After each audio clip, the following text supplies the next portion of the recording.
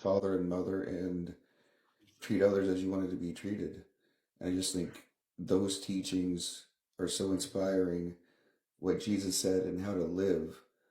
Um, Especially Islam doesn't come close to that. Islam is the antithesis of that. But where I struggle with the Old Testament is, they wiped out the Canaanites. They did this, unalive this person. All these people were unalived. It's like it's hard for me to think that. And I'm gonna make everybody mad, but here we go. It's hard for me to think that the God Yahweh of the Old Testament is the same God, the Creator God, God the Father that Jesus spoke of, because the God the Father that Jesus spoke of in the New Testament was peace, love, and mercy. Can Uh-huh. you help me with Sure. is in the Old Testament? I think it's akin to an American nowadays being anti-war, saying, "Oh, guns, we don't need that. Freedom of speech, we don't need that. The right to bear arms, to assemble as an organized militia, we don't need that."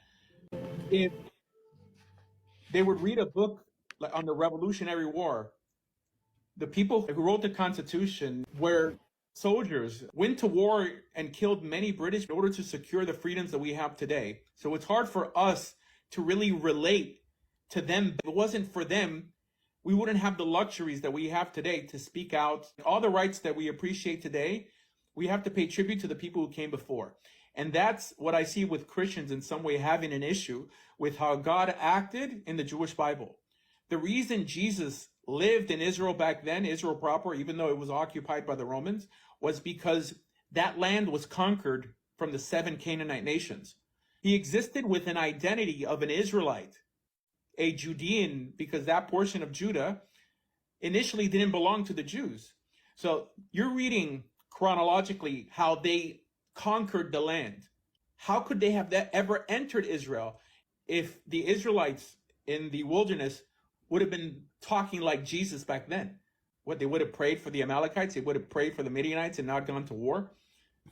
So you can't in some way pull the rug up from under historically and say, like, only because I like what Jesus is saying now, but Jesus is living in a society that has been sensitized because of all the hard work and all the cruel things that the early Israelites had to do to their enemies.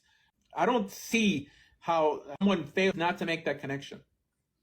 I had never thought about it like that, and you just changed my entire outlook. And I'm being serious. I'm not joking.